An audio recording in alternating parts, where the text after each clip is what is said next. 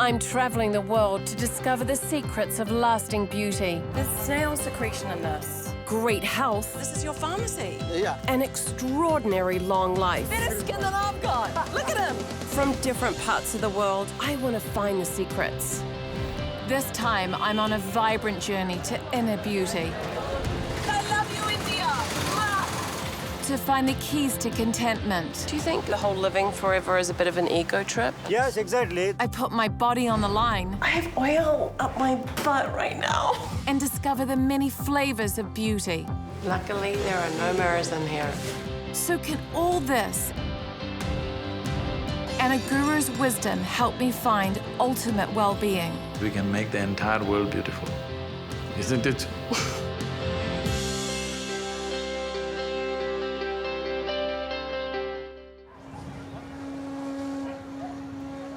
This is a dream come true. I'm sitting here on the Ganges in Varanasi, one of the holiest cities in the world, and the sun's rising.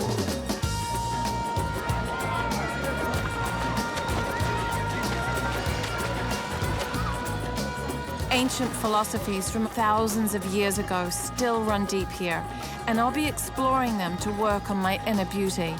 Because like most people, I'm still searching for true happiness. Then right you bring back. I get my own sense of peace from yoga, which I started about 10 years ago, and I love it. What better place in the world could you do yoga right on the banks of the Ganga? Meditation is a more recent addition for me. It helps bring focus and calm. Since India is the birthplace of both yoga and meditation, I reckon it's the perfect place for digging deeper into the secrets of well-being. I'm taking a trip with Devesh on the Ganges to discover the ideas that drive the philosophy here. This Ganga is not just a river. She's a mother. She's a lifeline to the people. But why the Ganges? Why? It is the river that comes from the heaven. So it is the Mother Ganga who washes off your sin. The belief in the purifying qualities of the Mother Ganga, as they call the Ganges, may have ancient roots, but I've got to say, it's a challenging idea from where I'm sitting. It's a place where you see and feel all the combustion of colors. Yeah. And the most popular color is the orange color, because it is believed that this color has the power of tapping cosmic energy from nature. Just as well I'm wearing this then. Yes. You know, the big thing here is people walk with a sense of well-being and spirituality and also a sense of peace. And this comes with a meditation, because meditation when we do, it's like the fixing of a spirit. So if I wanted to improve my meditations and stuff, what would you suggest that I do here? When you meditate, when you do your concentration, that's how the good karma comes with a proper meditation. And the right choices because your mind's more calm. Exactly, it's more calm. It's wonderful to hear Devesh support my views and beliefs on meditation. Just be kind to the person that you come across, the needy people. Even with a smile, you don't know a person, but if you give a smile, it's a good feeling. Yeah, it is. It's an exchange of energy is there. That's amazing. I love that spirituality here is as much a part of daily life as smiling and even bathing. But then again, rituals do seem to run almost 24/7. This one is giving thanks to the Mother Ganga. I never thought I'd be standing in Ganga right now. There's a few squishy parts in it, though, that I'm feeling a little, it's pretty amazing. Oh. Candle's still lit. It's still lit. There's hope for me yet. At sunset, I get to experience the ceremony of thanks on a much grander scale. The 5 physical elements of fire, water, earth, air, and space are offered with the aim of removing darkness and purifying the mind. It's a lot to take in. I reckon I'm going to need some guidance. Just as well, India is packed with gurus. The next day, I'm back down to earth. I'm getting in amongst daily life to find out more about this colorful and chaotic country.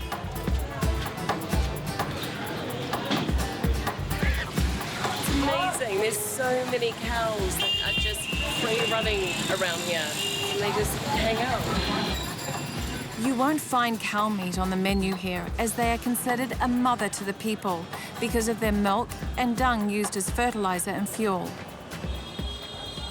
I might be starting my trip in this holy city, but I'm discovering Varanasi's a place where many people come to die. All this chaos with the motorbikes and the cows and the dogs. There's these people with their loved ones making their way towards the Ganges. It's extraordinary. I kind of don't even know how to feel. I'm kind of a little bit numb right now.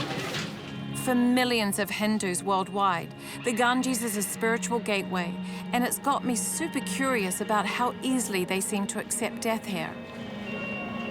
I'm on my way to a hotel where the elderly and the terminally ill from all over India come to check in to die near the Ganges. Professor Shastri moved from southern India 9 years ago, specifically to die in Varanasi. Varanasi is what Jerusalem is for Christians. He says their matter-of-fact approach to death is due to their belief that God is within us, and dying in Varanasi is a reincarnation fast-track to salvation. My simple question is, do you believe in yourself, in your existence? Yeah. If you exist, you are God. So death just does not scare you whatsoever. Scary? Yeah. No. We cannot live forever. So we are prepared to die, certain time, at a certain time. Do you think that, you know, the whole living forever is a bit of an ego trip? Like, I'm so great, I don't want to die. Just live the past and live in the present. Yeah. Everything so far is pointing to keeping life simple and the mind calm. So why am I finding this so emotional? I tell you, crying is I know, I don't like a crying. great happiness. I know, but I don't like crying. God itself is happiness. He is happiness unlimited. Thank you. There's many things that you've said that will live in my life. Namaste. Namaste. Thank you. So what other colorful, life-changing experiences lie ahead? My yellow. As my search for inner beauty takes me into uncharted territory. Who does an enema on TV?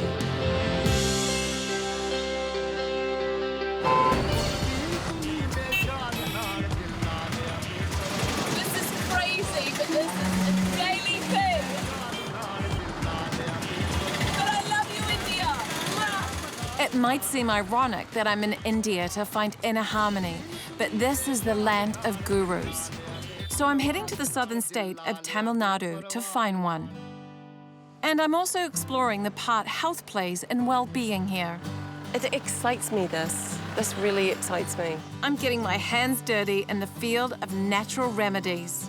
On her farm, Ramya uses a traditional curry spice for things you never imagined. Now I'm about to go and see where the turmeric is grown here in South India. It is one of the most important plants in India.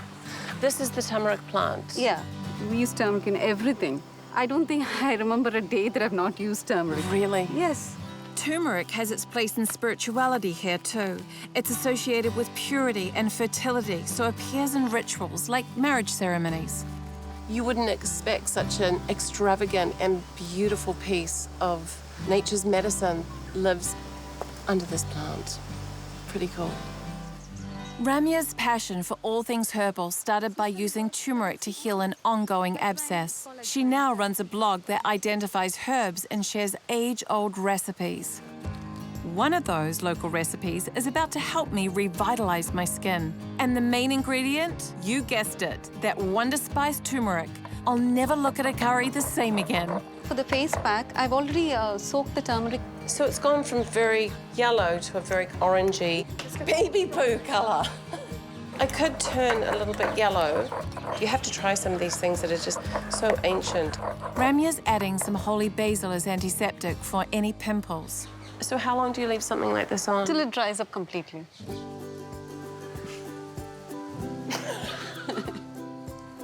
Totally normal. My face is kind of a little bit heated up from the basil, but I'm sure that's what brings all the kind of colour and vibrance to your skin once this comes off. Just 10 minutes later, I'm highly suspicious the curry spices turn me into a tandoori marinade.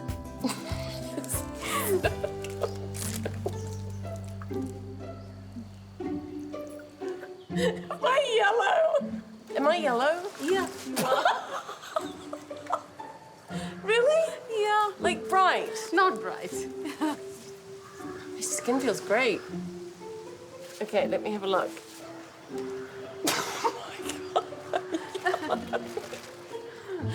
I look jaundiced. How long will this last? No, you just have to wash your face with a mild face wash and it'll just go. You're even laughing at me right now. No! I mean, that is the beauty from all over the world. Everybody does something different, and we should never be afraid to try stuff. This will wash off with soap, but also, you know, I hope it washes off with soap. My skin is amazing, but I come from another planet. Turning yellow is not for every intrepid beauty, but heading further south to the state of Kerala is about to take me even deeper into one of the world's oldest forms of holistic medicine. And hey, what's the worst thing that can happen?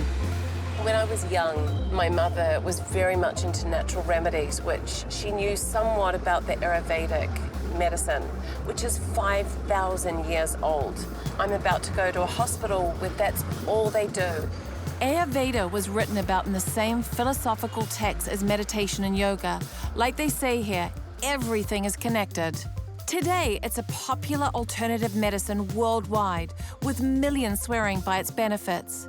What other treatments do people come in for? Ayurvedic practitioners like Chief Physician Dr. Moose believe there are 3 different biological energies called doshas that make up our individual constitution. Okay, I would love to know my dosha. To find out which of the 3 doshas is most dominant in me, Dr. Moose first has to wade through my very long list of issues. I had a surgery on my back. I also had inflammation in my heart. I have a 8mm herniation in my neck. I actually have pins and needles in my hands and up my arms. I lose function in my hands. Well, I haven't scared him off. In fact, he's using that info, taking my pulse and clocking my personality to find my dosha and determine my treatment. Pitta dosha, no? Pitta dosha? Pitta dosha. Can you do... Why do you laugh? I can't believe it. Pitta people are said to be very willful and fiery, and I thought I was so chilled. Are they excited people? Yeah, a little more exciting. Okay, excited I can live with. And Dr. Moo's treatments include addressing a digestive one too, just quietly, constipation. It's a very different way to attack issues and medical problems. And I think there's nothing better than to go and do the treatments that I'm about to do, which are kind of unknown, which include lots of oil and an enema. Who does an enema on TV? Can you clarify what an enema is here? So I'm doing it on this table. Yeah. It looks like a gynecologist office. So we'll start with the massage. So this treatment will be done in a periodic way in 7 different positions.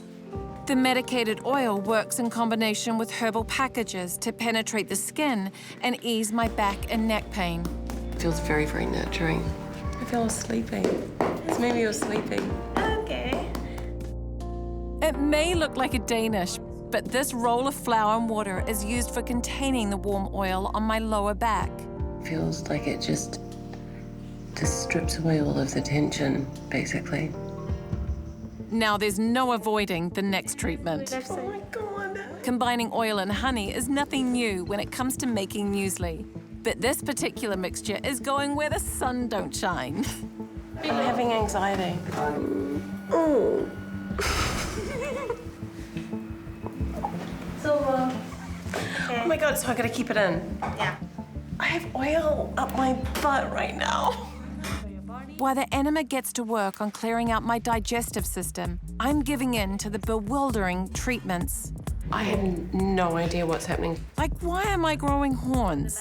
What's going on? The oil will be poured into your hat.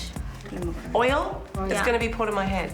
Doing a complete detox often involves weeks of individualized therapies, but I'm finding even this taster treatment for my neck and back pain quite an eye-opener. Luckily, there are no mirrors in here. I'm going to pour the oil to your head. Finally, there's bandages with medicated paste for my legs to help the circulation and joints. Now we're just waiting for my enema to come out. Still hasn't, and it's been 30 minutes. I guess I have to go to the toilet. Don't force it. So I've been waiting here for about 45 minutes, and everybody's left, and I'm still waiting for my enema to work.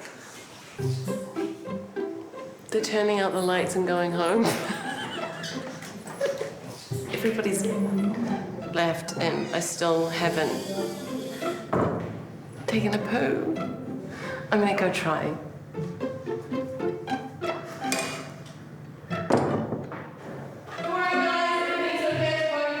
I didn't have a full treatment, but my digestion definitely got the kick it needed.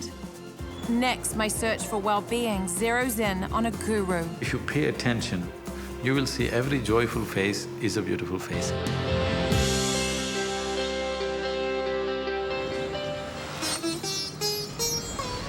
On my tour of beauty in India, I'm searching for the secrets to inner beauty and a guru to light the way. It's a kind of ultimate well-being, so of course good health is crucial too. And there's a little-known rice grown here in Kerala that is the very definition of a superfood. Wow, look at the colour, it's so different. I feel very lucky to be able to have some of this rice, thank you. Once on the verge of extinction, Navarra rice is not only full of amino acids and proteins, but can boost your immunity, digestion, and circulation. In Australia, I was told to eat more spices in my diet. And boy, have I come to the right place. Is it spicy? Yeah, but not that much, but spicy. It's light. Easily digested. It kind of floats around in your mouth and then somehow gets down your throat. It's very easy. No wonder it's called the well-being rice. This is so delicious. And the spices are perfect. It's amazing.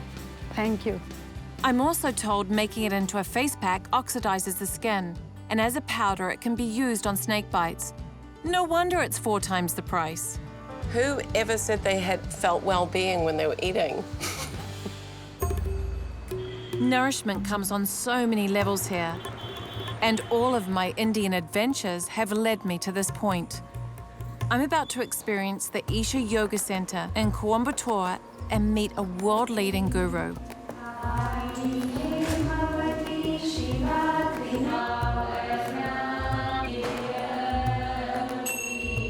The connection to energy and well-being is everywhere in this place.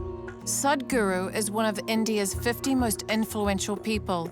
He consults for international organizations like the UN and inspires millions worldwide. I've been practicing yoga for years, so I'm very excited to meet him and discuss his programs to heighten self-awareness through yoga. The profoundness of yoga, it's not an exercise, it's not a fitness regimen. It can change the your very way of existence. This is the reason why here yoga is not taught as it is taught in the studios in the West. There's a certain live transmission happening. Without creating the necessary commitment and focus, it cannot be transmitted. Yeah. There's an entire science behind this. Right now your perception is limited to 5 sense organs of seeing, hearing, smelling, tasting and touching. Or in other words, you can only perceive that which is physical. Yeah. Yoga is about that, to transcend the limitations of 5 senses so that you begin to taste another dimension. This is the message to the world, that yoga is a tool for transformation. I know my yoga practice isn't up to this standard, but Sadhguru has given me a greater understanding of how yoga and meditation can give me a universal connection, awareness, and ultimate well-being. How do we get this so wrong? Human beings have lost perspective as to who they are. Today everything is going fine in the existence, you know. All the planets in the solar system never crashed into each other. Everything is perfect. But one nasty little thought in your mind and it's a bad day. That's because most human beings, they're just a psychological drama. Yep, I'm as guilty as anyone for getting caught up in life's small stuff. If you understand that you're mortal, you have no time to quarrel with somebody. You have no time to do anything that doesn't truly mean something to you in your life. What is the only and only reason why someone can be unhappy or miserable? Because life is not happening the way they think it should happen, isn't it? Isn't it? There is no other reason for human misery. So if happiness is about letting go of expectation, I'm wondering what role beauty has to play in well-being. Most people think beauty means Botox. No, whatever is the shape of your nose, whatever is the shape of your face, however it is, if you pay attention, you will see every joyful face is a beautiful face anyway. This means we can make the entire world beautiful. I love that. What a gorgeous way to see the world. The simplicity of what he says is just profound. And now I'm using it to try and tap into that universal awareness. It's just the intensity, the energy here is just amazing. I don't know why it makes you feel emotional, but it does. To immerse myself, first there's a dip in the cleansing pools that contain natural minerals to balance and energize. And now I'm ready for the meditation space that people travel thousands of miles to experience. It's not about any particular religion. It's just an incredible chance to retreat from the world, switch off, and clear my mind. It felt amazing. Be focused on the breath. My time here has left me feeling chilled, connected, and elated on a completely new level. I came to India to find the secrets of inner beauty, and boy, this place is rich with them. Spirituality is everywhere and in everything, from the water to the cows to the herbs, and of course the medicine. Let me tell you, I won't forget about that in a hurry. They say here that happiness is found in simple things, like a joyful face, but also big things like living in the present, accepting death, and being good to each other. Wow, Sadhguru, he is all about perspective. Things just don't happen as we expect, but it's how we react that's key to our happiness. I'll definitely be exploring more of the philosophies behind yoga and meditation. Inner beauty is incredibly important to me. To be a good, joyful, happy person and to have a great sense of self, you can only benefit from that, and other people will too. But I think my journey will continue because I am only human. Of course, there's no harm in making use of one more ancient beauty technique. This one to create the perfect eyebrow. You want to do threading? Yes, I do. Okay. Oh, you want me to hold your hand? No, here. Oh, my eyes. Look. It was just a little nip there that brought little tears to my eyes. Do I have whiskers? One or two. Please hold your tongue. Close your mouth. Yeah. That's always hard. It's amazing. And my goat beard's gone.